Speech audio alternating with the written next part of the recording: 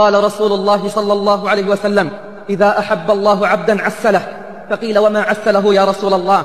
قال: يوفق له عملا صالحا بين يدي أجله حتى يا قاضي الحاجات، يا مجيب الدعوات، يا مغيث اللهفات، اجعل لنا وللمسلمين والحاضرين من كل هم فرجا، ومن كل ضيق مخرجا، ومن كل بلاء عافية.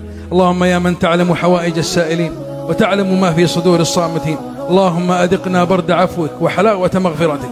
اللهم يا رب يا حي يا قيوم، ترى مكاننا وتسمع كلامنا ولا يخفى عليك شيء من أمورنا.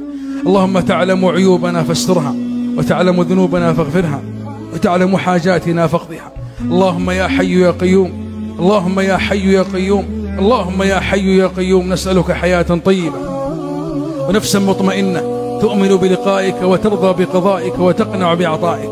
اللهم اجعل القرآن العظيم لقلوبنا ضياء، ولأبصارنا جلاء، ولأجسادنا دواء، وعن النار مخلصا. اللهم سميته مباركا فارزقنا به من كل بركة، ونجنا به من كل هلكة.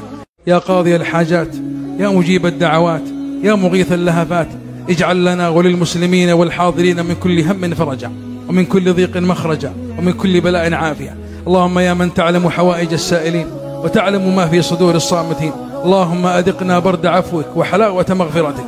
اللهم يا رب يا حي يا قيوم، ترى مكاننا وتسمع كلامنا ولا يخفى عليك شيء من أمورنا.